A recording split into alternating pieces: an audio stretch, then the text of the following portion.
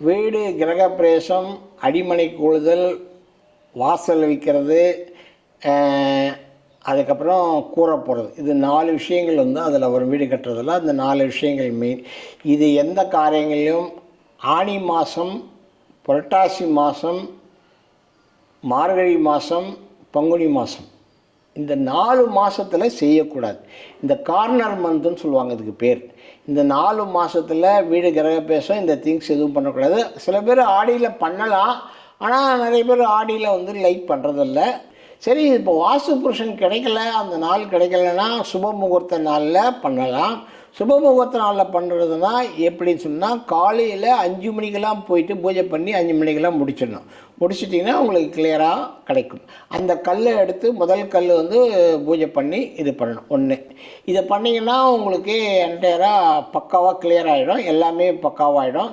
ஆனால் இந்த ஆனி, புரட்டாசி, மார்கழி, பங்குனி மாதத்தில் கட்டாயம் பண்ணக்கூடாது. இது எப்பவுமே மனை கொழுதலும் பண்ணக்கூடாது, இந்த கூரை வைக்கிறதும் பண்ணக்கூடாது, நிலை வாசப்படி வைக்கிறதும் பண்ணக்கூடாது, அதே சமயத்தில் கிரகப்பிரவேசம் பண்ணக்கூடாது. இந்த 4 வந்து இது மாதத்தில் பண்ணக்கூடாது.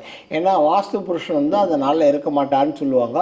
ஸோ அதனால் அது ரொம்ப முக்கியமாக பார்க்க வேண்டிய ஒரு விஷயம். இது நாங்கள் அனுபவத்தில் இதை பண்ணி ஃபெயிலியர் ஆனவங்க நிறைய பேர் பார்த்துருக்கோம். இந்த விஷயத்தில் ரொம்ப ரொம்ப ஜாக்கிரதையாக ஃபாலோ பண்ணணும்.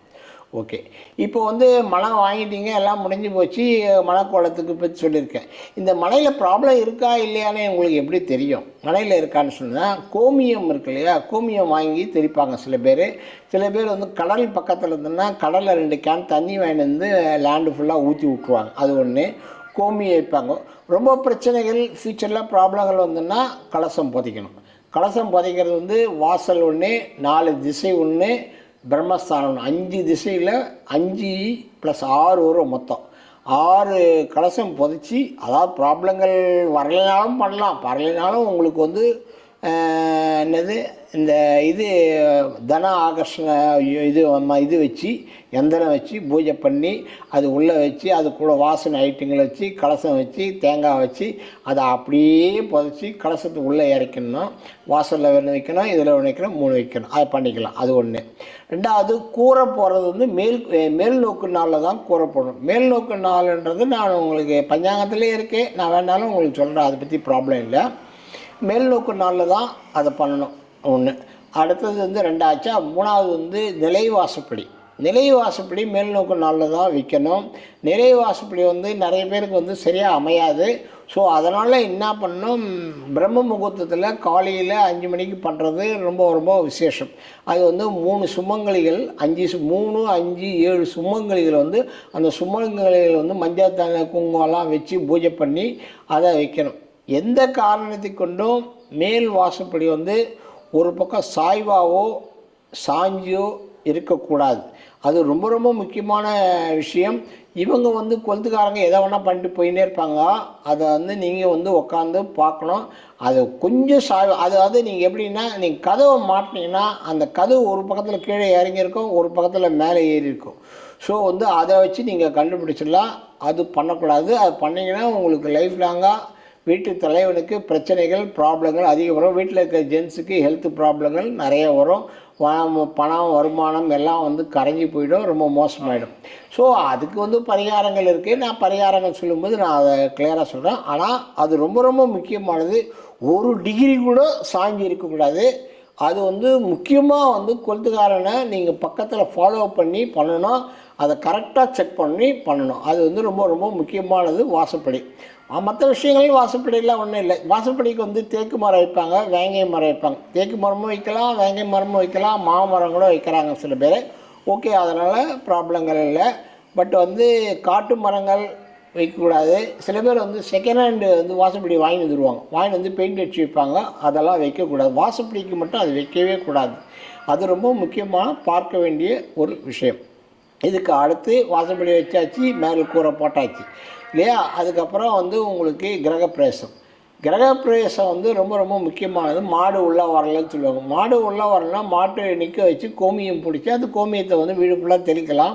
பஞ்சகவியை வச்சு வீடு ஃபுல்லாக தெளிக்கலாம். அதெல்லாம் வந்து ரொம்ப நல்லா ஒர்க் பண்ணணும். நல்லா ஃபஸ்ட் கிளாஸாக நல்லா கிளியராக ஒர்க் பண்ணணும். கிரகப்பிரவேசம் வந்து கோயிலேருந்து பக்கத்தில் வந்து ஒரு பிள்ளையார் கோயிலோ ஏதோ இருந்ததுன்னா அந்த கோயிலில் அவங்கக்கிட்ட சொல்லி ஒரு குடம் மாதிரி ஒன்று வச்சுருப்பாங்க, இது மாதிரி சட்டி மாதிரி வச்சுருப்பாங்க. அது உள்ளே வந்து விளக்கை ஏற்றி கோயிலில் ஏற்றி கோயிலில் அர்ச்சனை பண்ணி பூஜை பண்ணி அதை உள்ளே வச்சு அதை எடுத்துகிட்டு வந்து இங்கே வச்சு அதை வச்சு தான் அடுப்பை எரிக்க வைப்பாங்க. அந்த இதை அதை வச்சு தான் பூஜை பண்ணுவாங்க. வந்து நீங்கள் முக்கியமாக பார்க்க வேண்டியது வந்து பால் காய்ச்சற சகனம். இந்த பால் காய்ச்சறது வந்து எந்த பக்கம் பால் பொங்கி வழியுதுன்னு, வடக்கு கிழக்கில் பால் பொங்கி வழிஞ்சதுன்னா வீடு வந்து ரொம்ப சுபிட்சமாக ரொம்ப நல்லாயிருக்கும். மற்றது வந்து நார்மலாக தான் இருக்கும். மாதிரி எல்லாமே உங்களுக்கு வந்து பக்காவாக தான் பண்ணணும். அதாவது சுமங்கலியை வச்சு பூஜைகள் பண்ணுறது, சுமங்கலியை வச்சு இது பண்ணுறது வந்து வீடு கிரகப்பிரவேசத்துக்கு முக்கியமான ஒரு விஷயம். அவங்க தான் எல்லாமே பண்ணணும், அவங்க தான் முன்னாடி நின்று செய்யணும். ஸோ இந்த கிரகப்பிரவேசன்றது ஒரு அதே மாதிரி கிரகப்பிரவேசம் நைட்டு வந்து முடிஞ்சிச்சுன்னா அன்றைக்கி நைட்டு என்ன பண்ணுவாங்க, எல்லோரும் வீட்டுக்கு போயிடுவாங்க. வீட்டுக்கு போய்ட்டு அதை அப்படியே விட்டுட்டு அடுத்த நாள் வருவாங்க. அதாவது கிரகப்பிரவேசம் நைட்டு ஹோமம் பண்ண நைட்டு வந்து எப்போவுமே எந்த ஹோமம் பண்ணாலும் வீட்டில் வந்தாலும் அந்த நைட்டு வந்து கம்பல்சரியாக வீட்டில் தங்கணும். வீட்டில் வந்து நைட்டு தூங்குனீங்கன்னா தான் அந்த எஃபெக்ட் இருக்கும். தூங்காமல் நீங்கள் வந்து நான் வீடு அங்கே இருக்கேன், நான் இங்கே வரேன், நான் எங்கே நைட்டில் யாரும் இல்லை, பார்த்துக்கிறதுக்கு ஆள் இல்லைன்னு போடக்கூடாது. அந்த நேரத்தில் தேவதை வந்து உள்ளே வரும். ஸோ வந்து கூரை போட்டதுக்கு அப்புறமே தேவதை உள்ளே வந்துடும். உங்களுக்கு நீங்கள் நிலைப்படி வாசலுக்கு வரும்போதே வந்துடும் உங்களுக்கு. அது உங்களுக்கு எல்லாமே உங்களுக்கு ததாசுன்னு சொல்லின்னு தான் இருக்கும். உங்களுக்கு எல்லாமே பாசிட்டிவாகவே எஃபெக்ட் பண்ணி கொடுக்கும். நிலம் வாங்கும்போது என்னென்ன பார்க்கணும், வீடு கட்டும்போது என்னென்ன சகனங்கள் பார்க்கணும், வீட்டினுடைய திங்ஸ் என்னென்ன பார்க்கணும், எல்லாமே உங்களுக்கு டீட்டெயிலாக வச்சுருக்கோம். ஆனால் வீட்டில் வந்து நல்ல பூஜைகள் பக்காவாக பண்ணணும்னா இதை பண்ணிங்கன்னா, அதே மாதிரி இந்த வாசலில் வந்து இந்த அக்னி முள்ள கிச்சனோ இல்லை இதில் வந்து இது மாதிரி திங்ஸ் எல்லாம் நீங்கள் செக் பண்ணி பண்ணணும். ஸோ இந்த ட்ராயிங்ஸை வந்து பக்காவாக பண்ணணும். இதெல்லாம் வந்து ரொம்ப முக்கியமான விஷயங்கள்னு சொல்ல வரேன் உங்களுக்கு. அது இல்லாமல் ஒரு தெற்கு பக்கம் நீளமாக இருக்கிறதோ மேற்கு பக்கம் நீளமாக இருக்கிறதோ லேண்டு வாங்கும்போது அதிகமாக இருந்ததுன்னா உங்களுக்கு கொஞ்சம் பிரச்சனை இருக்கும். சில பேர் வந்து கூன் மாதிரி இருக்கும், சில பேருக்கு ட்ரெப்பீஸ் மாதிரி இருக்கும், சில பேருக்கு ஒரு பக்கம் சாஞ்ச மாதிரி இருக்கும், ஒரு பக்கம் சாஞ்ச மாதிரி வழி இருக்கும். அந்த மாதிரியெல்லாம் வாங்கிறது சில விஷயங்களில் வாஸ்து சம்பந்தமான பிரச்சனைகளை கிரியேட் பண்ணணும். அந்த மாதிரி வாங்காதீங்க. Square is the best. ரெண்டாவது ரெக்டாங்குலர் செவ்வகம் வந்து ரொம்ப ரெண்டாவது கேட்டகரி, அதில் வாங்கிறது பெட்டரு, நடுவில் வாங்கிறது பெட்டர். அதே மாதிரி கார்னர் வீட்டில் வந்து தெருக்கூத்து வீடுன்னு முக்கியமாக பார்க்கணும். அது பார்த்தீங்கன்னா ரொம்ப நல்லாயிருக்கும். இதில் வந்து இன்னொரு விஷயங்கள் என்னன்னு சொன்னால், எதிர் வீடு சிம்ம ராசியாக இருந்தால், சிம்ம ராசிக்காரர் எதிர் வீட்டில் இருந்தனா உங்கள் வீடு வந்து இம்ப்ரூவ்மெண்ட் இருக்காது. ஸோ அப்போ என்ன பண்ணணும், நிலை வாசப்படியை வந்து அந்த டைரெக்ஷன்லேருந்து வேறு டைரெக்ஷன் மாற்றிடணும். அது உங்களுக்கு தெரியறதுக்கு சான்சஸ் இல்லை. அதுக்கு சில பரிகாரங்கள் இருக்குது. அந்த பரிகாரங்கள் பண்ணிகிட்டே இருக்கணும். பண்ணிகிட்டே இருந்தால் தான் அது என்டையராக இருக்கும். ஆனால் சிம்ம ராசி, சிம்ம லக்னத்தில் சிம்மம் சூரியன் இருந்தாங்கன்னா அவங்க வீட்டில் எதிர்க்க இருக்கிறவங்க மேலே வர முடியாதுன்றது அனுபவத்தில் நான் நிறைய பார்த்துருக்கேன். சில பேர் வந்து வேக்கண்ட் லேண்ட் இருக்கும், கட்டிடுவாங்க, அதுக்கப்புறம் புதுசாக கட்டும்போது அந்த எஃபெக்ட் வரும். ஸோ அது கொஞ்சம் பார்க்க வேண்டிய விஷயம். அது வந்து ப்ராக்டிக்கலாக உங்களால் பார்க்க முடியாது. அதுக்கு பரிகாரங்கள் மூலமாக நான் பரிகாரங்கள் பற்றி தனியாக உங்களுக்கு சொல்கிறேன். அதில் வந்து அதை கிளியர் பண்ணி எப்படி பண்ணலாம், அது எப்படி பண்ணால் அது கிளியர் ஆகும்னு சொல்லி நான் பக்காவாக பண்ணி கொடுக்குறேன் உங்களுக்கு. அளவுகள் வந்து ரொம்ப முக்கியமான விஷயம். நீள அகலங்கள் வந்து அளவுகள் வந்து வாஸ்துல என்ன சொல்லியிருக்காங்களோ அதை பண்ணணும். உள்ள ரூம்ஸ் வந்து 8 லென்த் இருக்கலாம், 10 இருக்கலாம், 11 இருக்கலாம், 16 இருக்கலாம், 17 இருக்கலாம், 20, 21, 26, 27, 28, 29, 30. அதுக்கு மேலே இருக்க மாட்டாங்க. 30 அடி அது வந்து இருந்ததுன்னா, அகலம் இருந்ததுன்னா, அது நீள அகலங்கள் இருந்ததுன்னா ரொம்ப முக்கியமானது. ரொம்ப நல்லா இருக்கும், வீடு இம்ப்ரூவ் இருக்கும். 8 8 10 11 16 17 20 21 26 27 28 29 30 34 வந்து வைக்கவே கூடாது. எக்ஸ்டர்னல் சர்க்கிள்ஸ் வச்சிங்கன்னா ரொம்ப ரொம்ப பேடு. அதில் வந்து ஈவில்ஸ் வந்து உள்ளே என்ட்ராகும். 34 வச்சிங்கன்னா அது ரொம்ப முக்கியமாக பார்க்க வேண்டிய ஒரு விஷயம். ரெண்டாவது ஸ்கொயர் ஃபீட் வந்து எவ்வளோ இருக்குன்னு, ஸ்கொயர் ஃபீட் எவ்வளோ இருக்குன்றது ஒரு குழி கணக்குன்னு இருக்குது. அது வந்து எவ்வளோ ஸ்கொயர் ஃபீட்டு இன்ட்டு 9/16 போட்டுக்குவாங்க. சில பேர் 32 அடி வந்து ஒரு குழி. அதான் நாங்கள் ஃபாலோ பண்ணுறது, எங்கள் அகஸ்தியர் சொன்னது இது வந்து சிஸ்டம். சில பேர் 34 போடுறாங்க, 36 போடுறாங்க. அதெல்லாம் வந்து தவறானது. 32 தான் ரொம்ப சரியான இது. அது பிரகாரம் குழி கணக்கு போடுவோம். குழி கணக்கு போட்டு நான் வந்து ஸ்கொயர் ஃபீட்டு உங்களுக்கு எடுத்து கொடுத்துட்றேன்.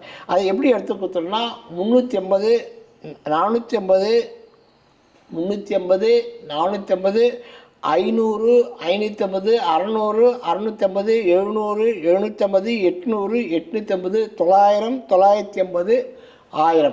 இந்த ஸ்கொயர் ஃபீட் 1000க்கு மேலே வரவங்க நீங்கள் நேரடியாக கன்சல்ட் பண்ணால் தான் உங்களுக்கு டீட்டெயில்ஸு ஃபுல்லாக சொல்ல முடியும். இந்த square feet is good for lucky. உங்களுக்கு எல்லா விதமான குழி கணக்கு பிரகாரம் எல்லா இதுவும் பண்ணி கொடுக்கும். அது வந்து ரொம்ப பவர்ஃபுல்லாக நல்லாவே வேலை செய்யும். உங்களுக்கு இந்த ரூம் அளவுகள், வீடு ரூம் அளவுகள், வெளி அளவுகள் இதெல்லாம் வந்து நீங்கள் பார்த்து தான் பண்ணணும். இது ரொம்ப ரொம்ப முக்கியமான விஷயம். இது உங்களுடைய வீட்டினுடைய தலையெழுத்தை மாற்றக்கூடிய விஷயங்கள். இதை முக்கியமாக அனுசரித்து பண்ணணும். அதே மாதிரி இது பார்த்திங்கன்னா மனை அடிக்கோன்றது வந்து சந்திரன் நின்ற நட்சத்திரம் போகிறது, சுக்கிரன் நின்ற நட்சத்திரம். கிரகப்பிரவேசம் வந்து குரு பார்த்தா குரு நின்ற நட்சத்திரத்தில் நீங்கள் வந்து பண்ணினீங்கன்னா உங்களுக்கு எஃபெக்டிவாக இருக்கும். அதுதான் ரொம்ப முக்கியம். வாஸ்துவில் சொல்லியிருக்கிறதும் அதுதான். குரு பார்வை குரு நின்ற நட்சத்திரத்தில் தான் நீங்கள் கிரகப்பிரவேசம் பண்ணிங்கன்னா வீடு வந்து ரொம்ப சுபிட்சமாக இருக்கும். எல்லா விதமான தோஷங்களும் உங்களை விட்டு கிளியராகி வெளியே போயிடும். நன்றி, வணக்கம். அகம் பிரம்ம.